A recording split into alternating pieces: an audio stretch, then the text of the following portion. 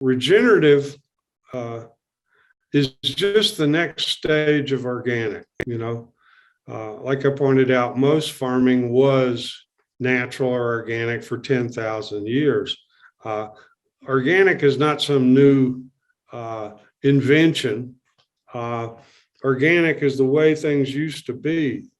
Animal husbandry, I mean, people have been raising animals for 20, 30,000 years. They didn't raise in feedlots. They didn't inject them with hormones and feed them genetically engineered grain. They raised animals the way they should be raised. And so this experiment that we've had for 100 years with industrialized agriculture, it didn't work. This experiment we've had with factory farming animals, it didn't work. I think most people now, you look at polls, most people in the United States, whether they're rich or poor, whether they're black or white, urban or rural, they all say the same thing. They know organic food is better than cheap industrialized food. They know it's better for your health. They know it's better for the environment. Everyone knows that it's not right to treat animals, farm animals, the way they're being raised. I mean, I remember recently going to a meeting in Iowa, and I drove for 150 miles from Des Moines to Storm Lake. I didn't see one animal the whole time. Where are they? There's all these soybeans, genetically engineered soybeans and corn growing. Well, where are the animals? Well, they're all inside in confinement in these horrific concentrated animal feeding operations, as they're called euphemistically. And they're not out on the land. The reason they're not out on the land is because they can make more money, these corporations, by pinning the animals up in a way that everyone knows is wrong. So we're in a mess at this point, but we have a solution. As I lay out in Grassroots Rising, no matter how serious the climate crisis is, alternative energy is growing, solar and wind.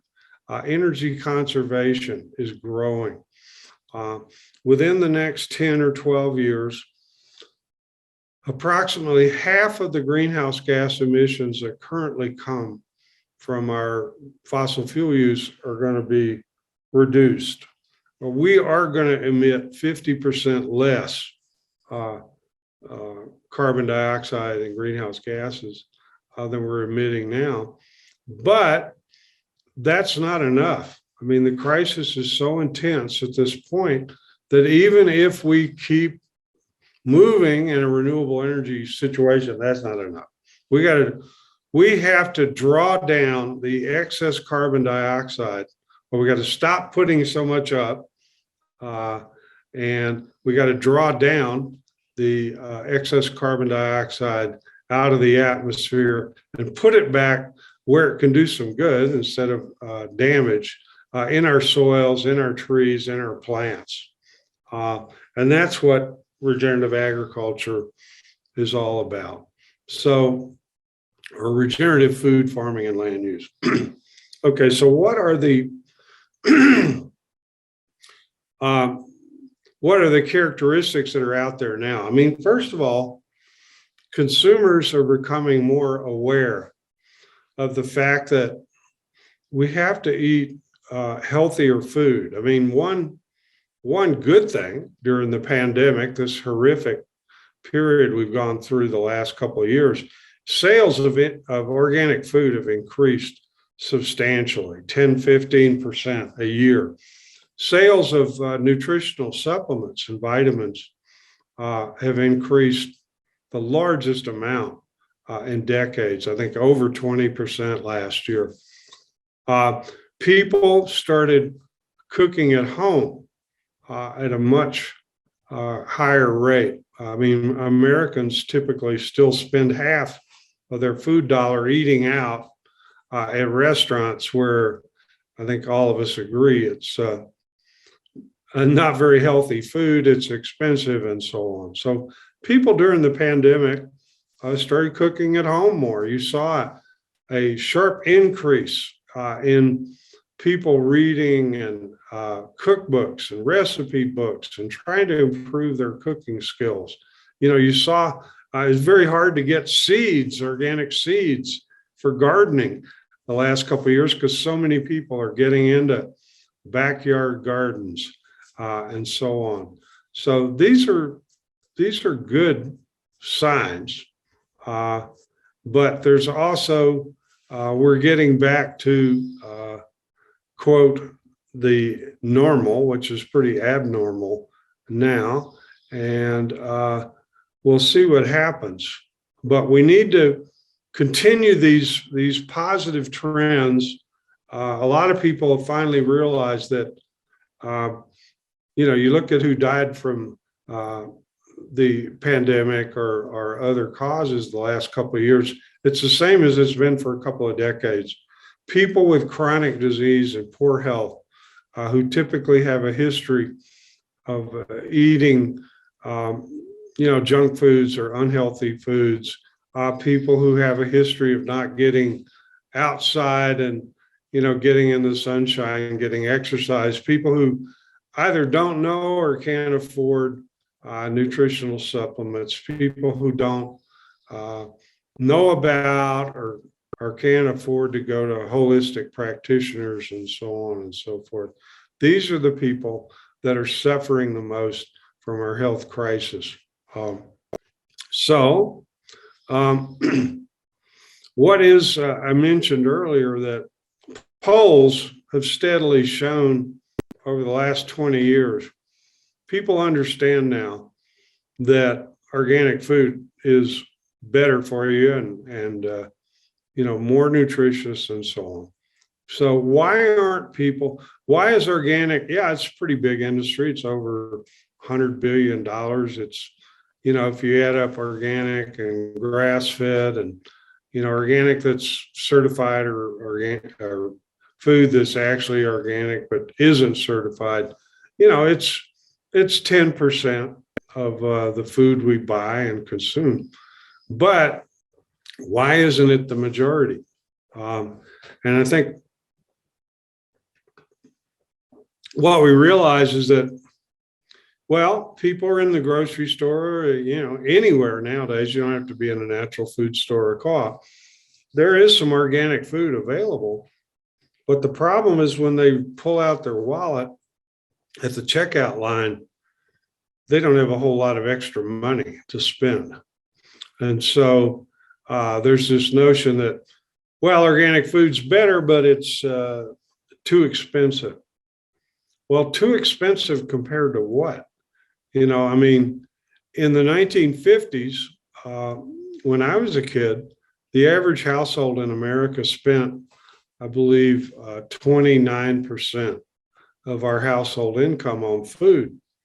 And most of our food was healthier than what the average family's eating today. But it was a considerable amount of our household income, and we didn't think it was weird. No one talked about how food was too expensive, to a great extent in the 50s and 60s, but they do now. And nowadays, the average family spends approximately 11% of our household income on food, and half of that is spent eating out in restaurants or getting takeout or fast food or getting it delivered, whatever. So we're spending less by far, a proportion of our household income on food than we were 50 years ago. But yet, the main objection to organic you hear from consumers and in the media, it's too expensive.